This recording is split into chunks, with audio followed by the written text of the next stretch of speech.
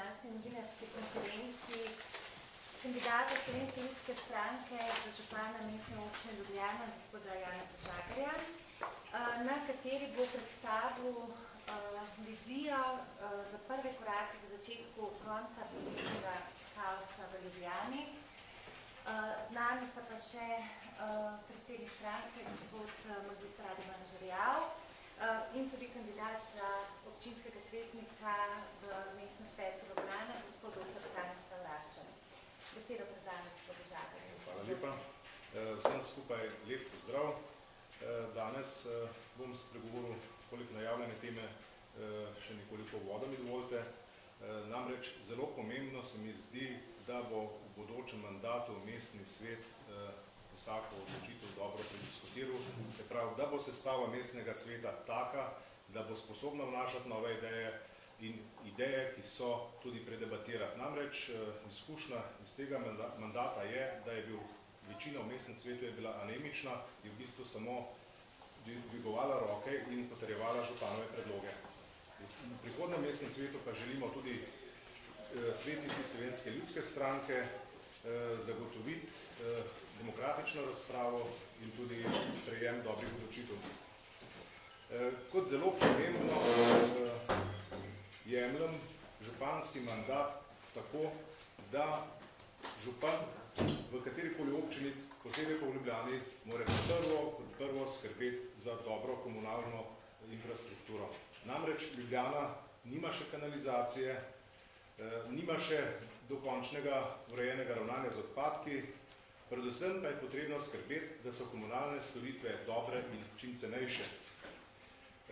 Če bom jaz župan, bom seveda dal temu prioriteto, poskrbel bom, da se čim prej zaključi kanalizacijsko omrežje v Ljubljani. Vsi vemo, da do leta 2015 ne sme biti ene stanovanjske hiše, ki kanalizacije ne bi imele urejene, bodi si na centralno čistilno napravo, bodi si z individualno čistilno napravo.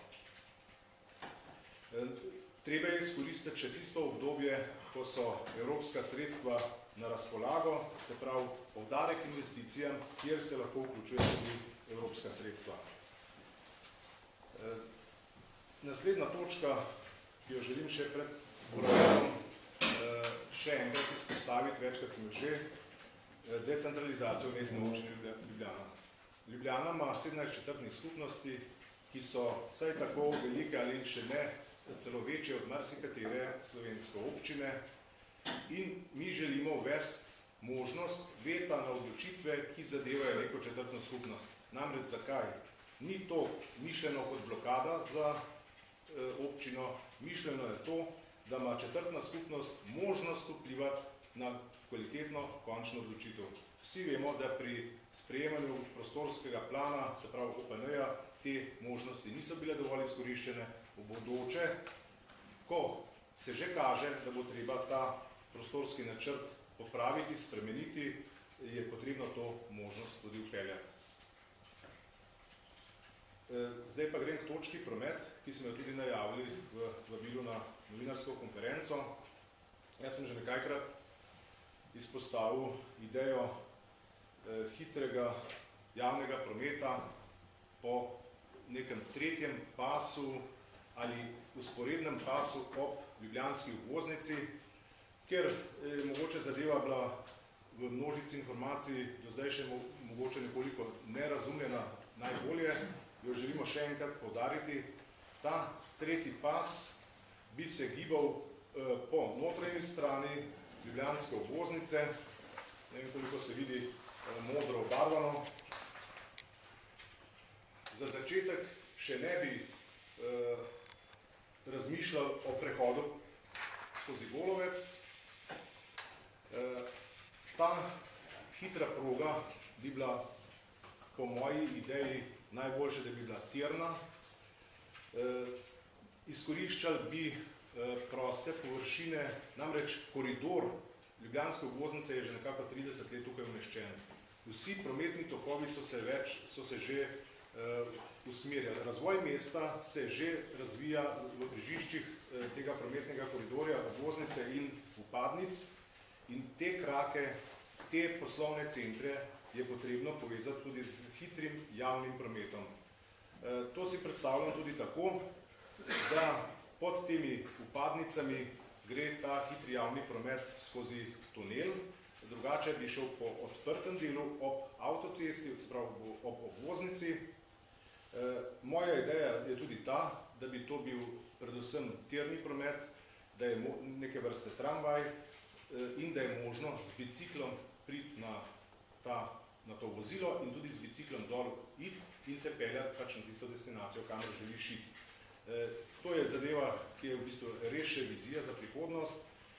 Jaz pričakujem, da v prihodnem mandatu bomo uspeli stroko angažirati, da bo to tudi tehnično dokončno razdelala, ampak prepričan sem, da je ta zadeva v Ljubljani potrebna, ker imamo samo osebni promet na te osi, ki se nekako, kar se gospodarstvo tiče, v zadnjih 30 letih zelo močno razvila, imamo pa to oskrbovano samo z osebnim prometom in tovornim. Mislim, da je treba tudi javni prevoz pojačati in po vseh tegobah okrog javnega prevoza v Ljubljani se tukaj nakazuje možnost neke spremembe, nekega premika. Vsi vemo, da je Ljubljana trenutno na 22. mestu v Evropi po urejenosti javnega prometa. Mislim, da sem nekaj informacijo dobil, da na zadnjem 23. mestu je pa Zagreb. To pove vse. Se pravi, Ljubljana je na tem področju ostala odzad, ne sledi tokovom in trendom v svetu. Med drugim navezujem na to progo tudi veliko število manjših parkirnih mest, park and drive. Poleg teh večjih, ki se že načrtujejo, predlagam, da tudi mogoče na najetih zemljiščih, na zasebnih zemljiščih, ta bi morala biti poceni, občina mogla z lastniki skleniti neko pogodbo, da bi ljudje v čim večji meri osebna vozila puščali tam in se posluževali javnega mestnega prometa.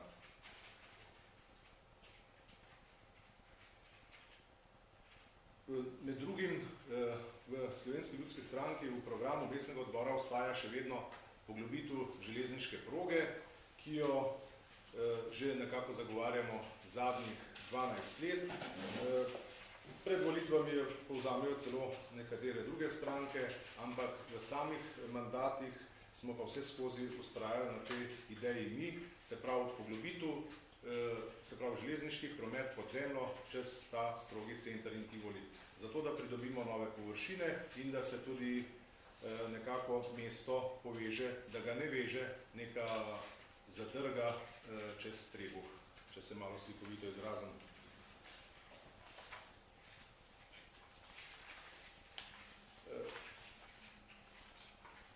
Mislim, da sem danes povedal nekaj osnovnih smernic. Zdaj bi pa prosil še kolega, ki kandidira za mestni svet, gospoda dr. Raščana, da še on pove nekaj iz programa, tudi njegovega osebnega programa za mestni svet in tudi za četrtno skupnost Polje. Hvala lepa. Moje ime je dr. Stanislav Raščan in sem na 4. mestu. Se pravi, da sem nekje na mestu, ki je realno in idealno izvoljivo, pa še kako naprej. Seveda podpiram gospoda Žagarja pri vsem, kar je povedal. Dovolite pa, glede na to, da me je dala Slovenska ljudska stranka na prvo mesto v četrtni skupnosti Polje, da malo eno kombinacijo naredim, se pravi, kar dejansko vidim v eni četrtni skupnosti, v kateri živim več kot desetletje in v tem, kar vidim, kar je potrebno v celotni Ljubljani narediti. Seveda se popolnoma strinjam s tem, kar se tiče kanalizacije. Mogoče se to tukaj v centru ne opazi, vendar ko greš po teh četrtnih skupnostih, ki so malo bolj oddaljene od centra, recimo naša Polje, mi še zmeraj nimamo kanalizacije, mi še zmeraj nimamo plinskega dovoda do vseh hiš v naši četrtni skupnosti, zato si bomo prizadevali, da bi bilo to čim prej storjeno. Kar opažamo pri nas v četrtni skupnosti Polje, ker imam majhne otroke in v tem zadnjem desetletju, kar sem tam, je ta otroška igrišča so zelo neurejena. Otroška igrišča se ponavadi uredijo pred kakimi lokalnimi volitvami, tako kot so se tudi letos, tako da vidim, da se to da narediti, vendar ko se z otroci sprehajamo tudi po centru, vidimo, da so igrišča zelo neurejena, predvsem pa je neurejeno ta odnos med živalmi in otroci, da tako rečem. V veliko velemest, v katerih sem tudi živel in bival službeno, sem opazil, nazadnje na Dunaju, da imajo ločena območja za živali, predvsem za pse in za otroke. Se pravi, da so točno ločene, kje stopijo živali oziroma obiskovalci z živalmi v park, kje potem lahko tudi tiste živali, pse svobodno pustijo, da se gibljajo v nekih ograjah, in otroke, kje so otroci na urejenih otroških igriščih. Tako da jaz bi si predvsem prizadeval, da bi ločili za živali in za otroke, parke, igrišča in tako naprej, strogo ločili. Potem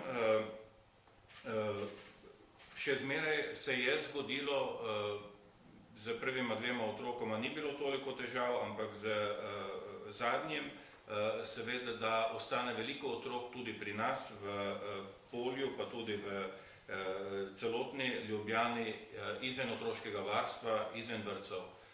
To se mi zdi nemogoče, da bi recimo konkretno pri nas se je to zgodilo, da 2/3 otrok sta bili sprejeti, 1/3 otrok ni bila sprejeta.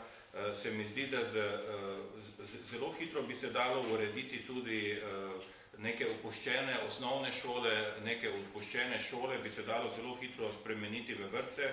Pri sedanji nezaposlenosti jaz mislim, da bi bila to tudi ne samo za proračun velik manjko, ampak bi s tem lahko tudi kar nekaj ljudi zaposlili, predvsem pa nas mlade starše razbremenili, da bi na zelo hiter, enostaven način lahko prišli do več prostora v vrtcih.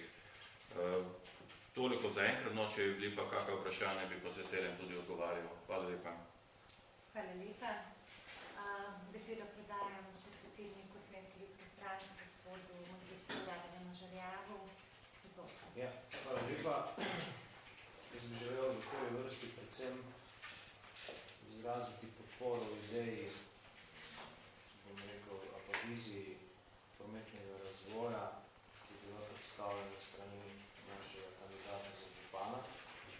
Ta ideja gre v smer, da vendarle promet ostane zunaj mestnega centra.